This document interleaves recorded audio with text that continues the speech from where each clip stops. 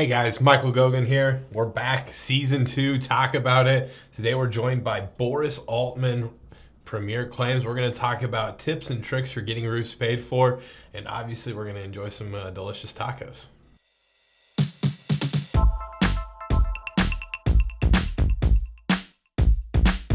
Let's talk about it.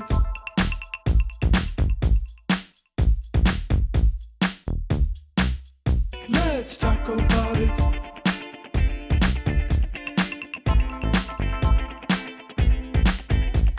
Hey, what's up, guys? We're back here again. It's season 2, talk about it. We're joined today by Boris Altman with Premier Claims. Super excited to have Boris with us. Good friend of mine from the industry. Boris, I can't wait to talk about the industry, public adjusting. But first, let's talk about the tacos, man. That's why Let's we're talk here. about it. Yeah. What do you got going there in Atlanta for tacos today? So today, instead of going out and getting something, off the books, I went and prepared myself some homemade fajitas tacos with carne asada. I prepared myself a little homemade guacamole with some chips, and of course, you can't go wrong without the personally made hot sauce with your own face on it. Ah, I love it. I love it. So I've got a couple here today from our end. If you've been watching, it's the special sauce or the mystery sauce. That's kind of the thing we're going with. So while you're eating those nice homemade carne asada tacos, I'm gonna check out this week's mystery sauce, see what it's got in store for me, and then we'll get going here. So let me give this a little try. Let me know how your sauce is, because I know mine's amazing. Pretty good there. I mean, It's it's got pretty your good. face on it. It's got my face on it, so you know it's good.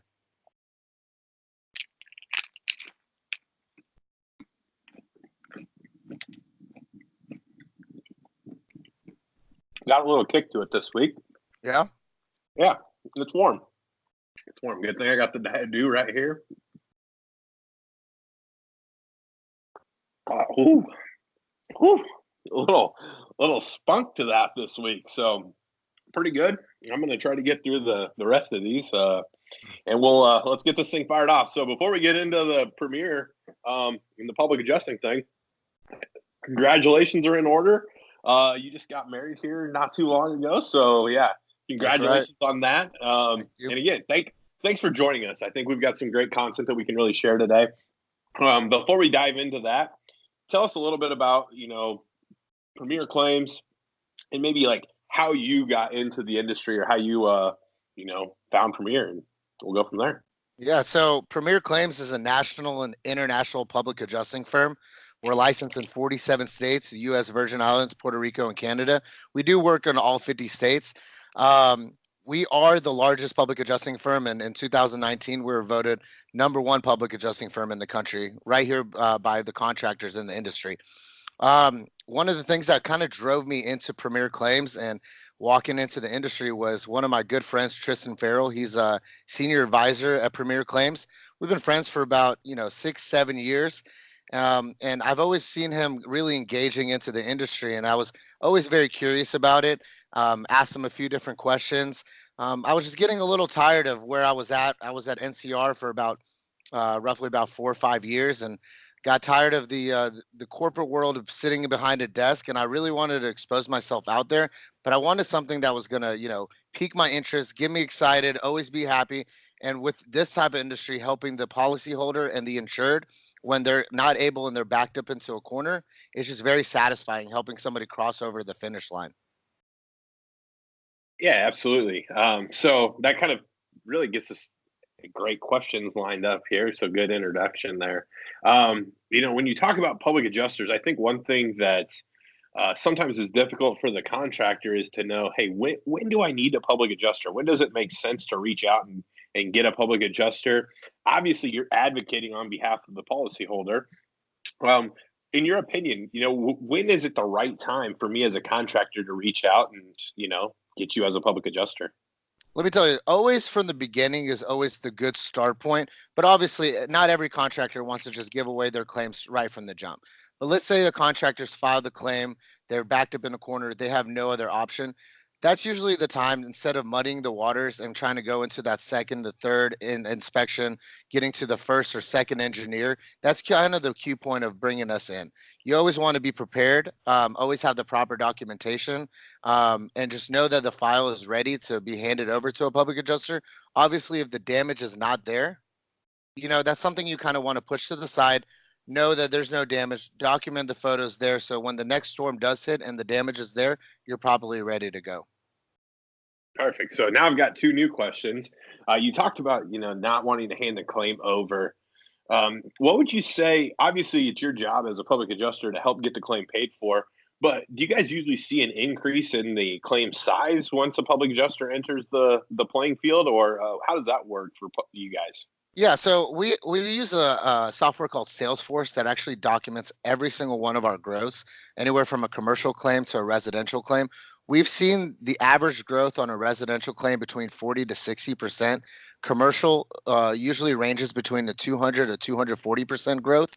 And then you have your smaller, mid-sized, multi-level properties that we usually average about a 90% growth on there.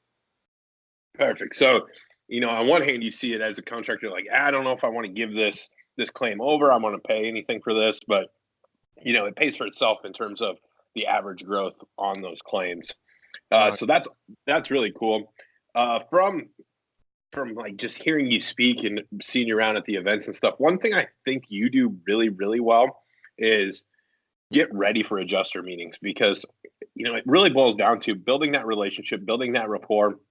But at the end of the day, building that case to show this is the damage. Tell everyone a little bit about how you handle adjuster meetings and maybe some things that you find to be successful out there. Yeah, so one of the biggest things, and it's kind of one of my secret sauces, is setting no pun intended, but it really is getting and everything prepared for the inspection. You can't just show up open-heartedly thinking that this is going to get bought. You have to put in the groundwork beforehand to make sure that everything's set up, right? That's arriving to any residential property about 45 minutes to an hour early, about an hour and a half to 2 hours on a commercial project, depending on the size. And you want to prepare the site. You want to make sure that the insured is ready for any questions that are going to be asked, to make sure that you coach them through them, let them know that you're there on the property. Get down, take all your photos from the ground level, get on the roof, make all your markings. I've always heard in the industry, hey, the adjuster says, don't do the markings. Well, I'll let you know this without having to get in a policy.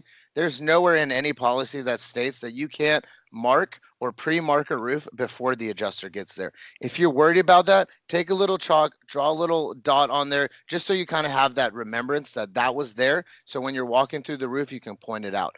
The reason you want to get there early, it's not just to, prepare the site. It's really to prepare yourself for when the adjuster gets there. If you're focusing the majority of your time, trying to find these markings versus explaining why these markings were listed, you're going to have a better chance of getting the roof bought, because you're able to take time on every single hit and every single wind crease damage and show them, here's the damage, here's what I'm looking for, and let's discuss where we're not finding that difference in there. Awesome. So you really encourage, getting there a significant amount of time early, getting things set.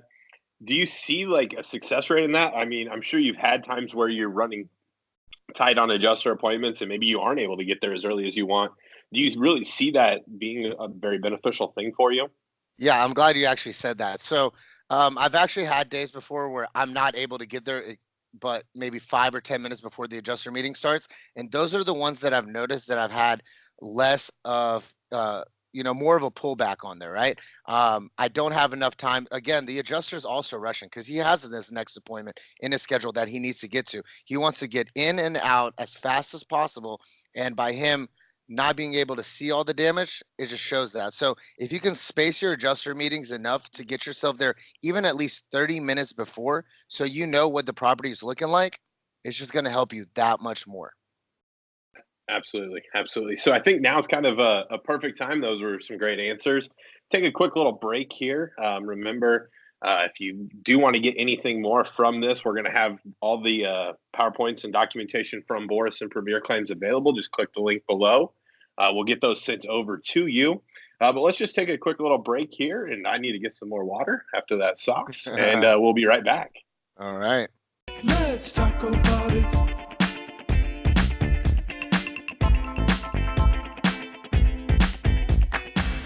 Hey guys, thanks for watching. Remember, if you have questions, we want to get those answered. You can either comment below or email us at marketing@companycam.com. You may even get lucky and win a custom bottle of hot sauce. Even has my face on it. Again, marketing@companycam.com or comment below. Let's talk about it.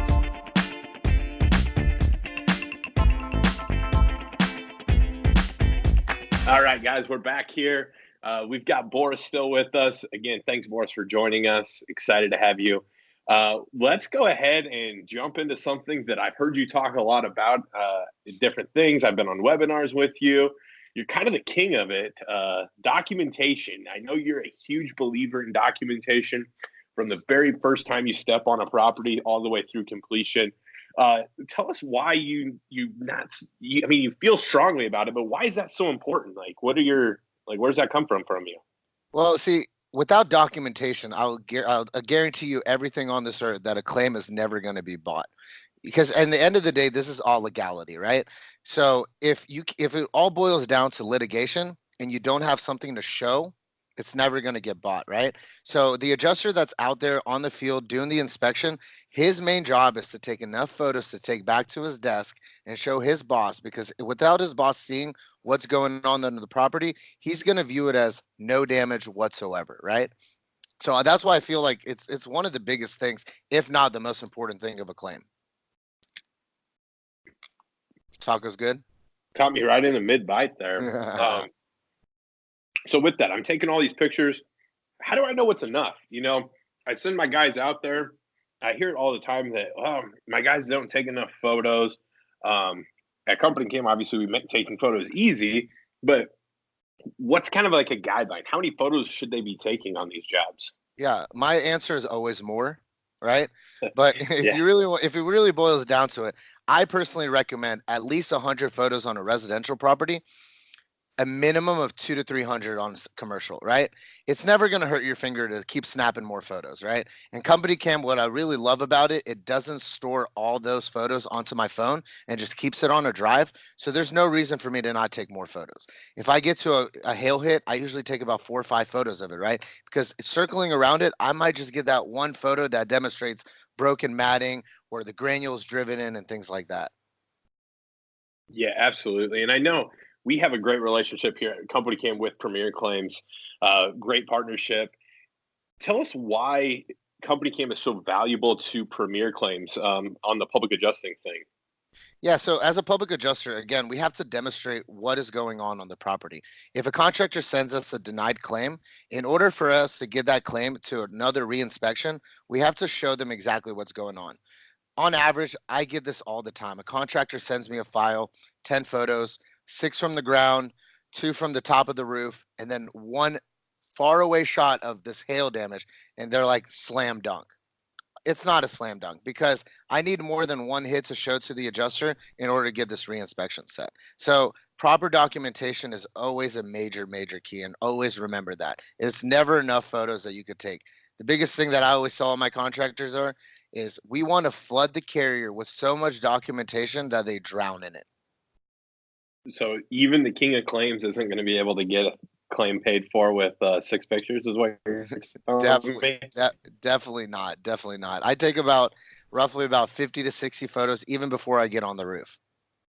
Awesome. Well, so with that, like I said, we have a great partnership with you guys. You guys are willing to pay for 6 users for absolutely any Premier client.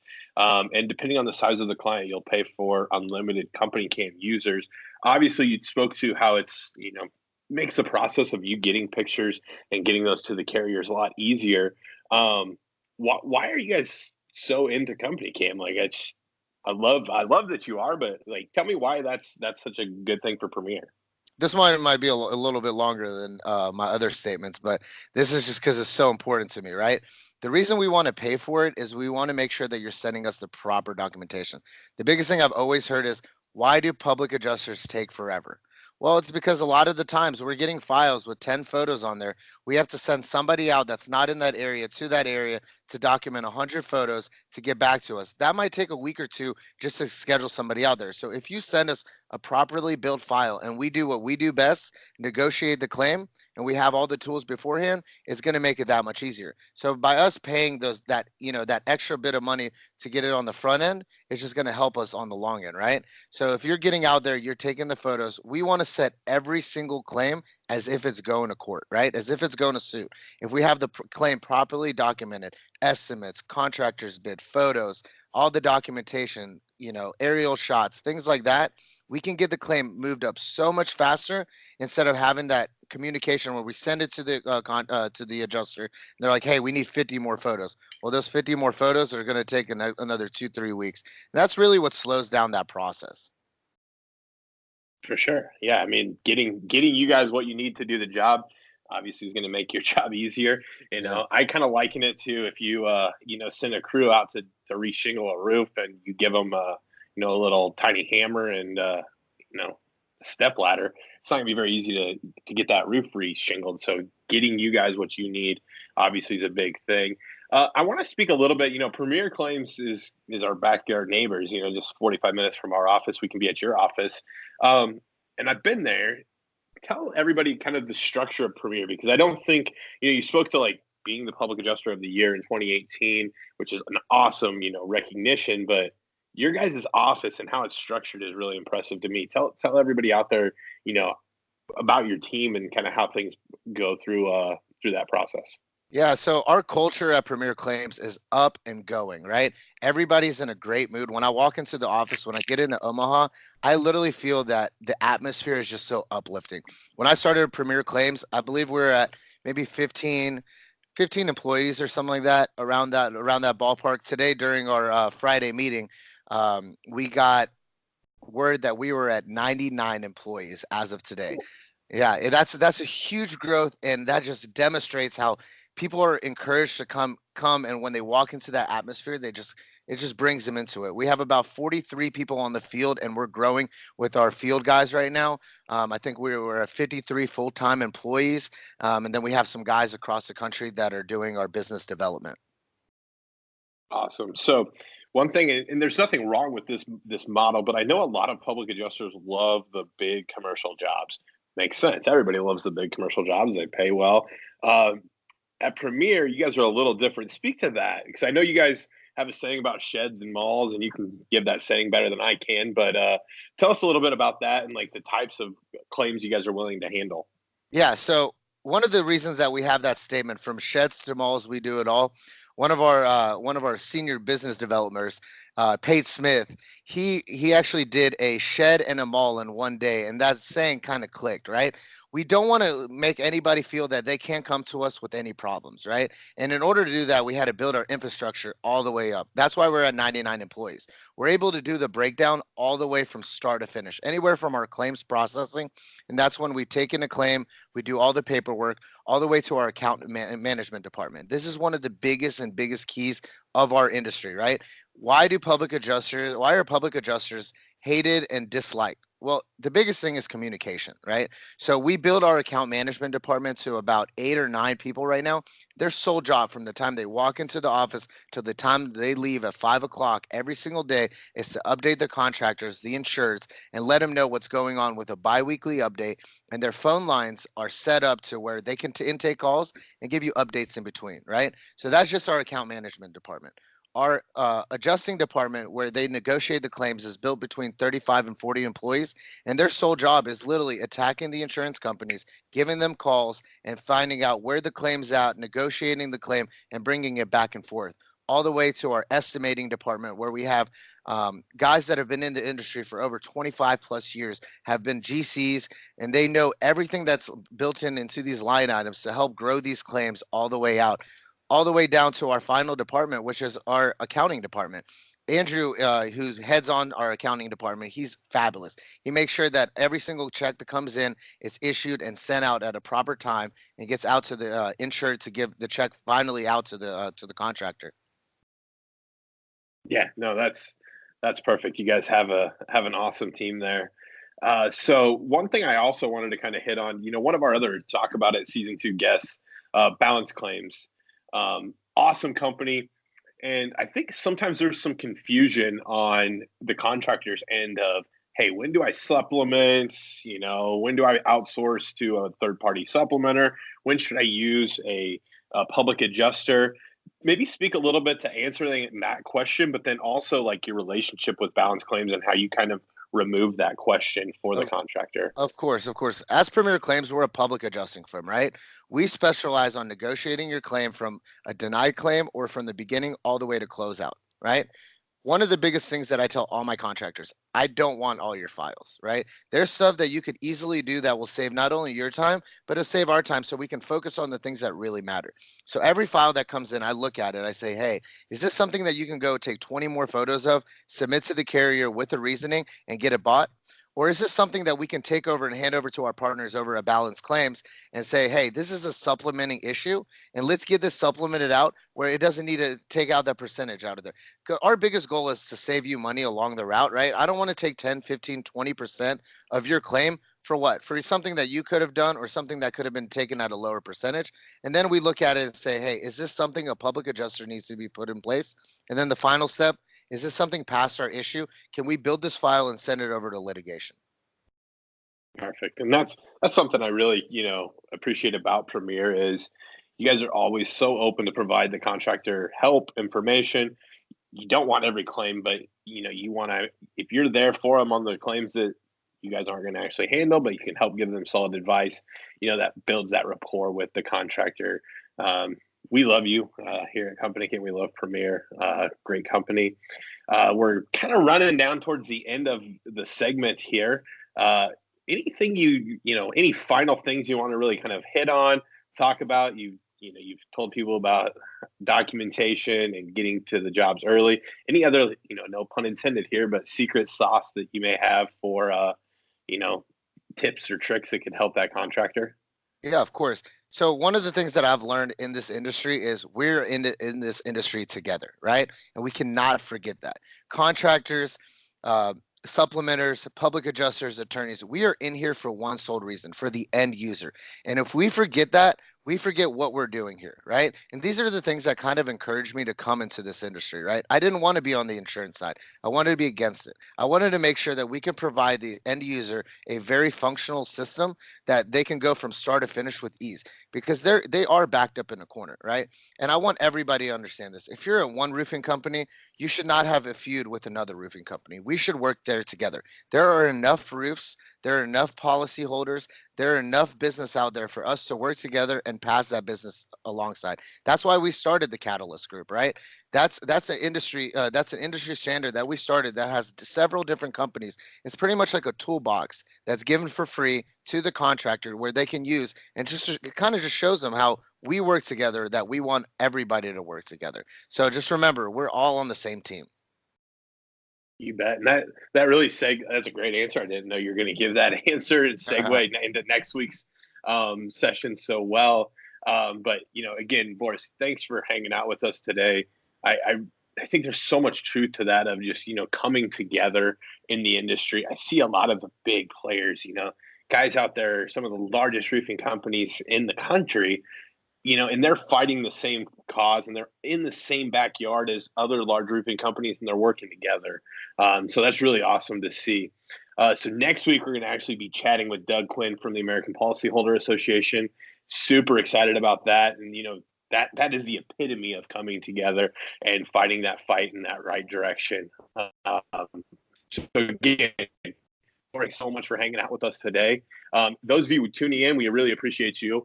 If you have questions or comments, we want to get those answered. Our last segment of the season is actually going to go over any questions that you submit to us. Shoot those over to marketing@companycam.com. And then again, in that last episode of the season, we're going to get those addressed. So again, next week, we've got Doug Quinn. I'm super excited about that. American Policyholder Association. We'll see you guys all then. Again, Boris, thanks. And we'll see you guys next week. Let's talk about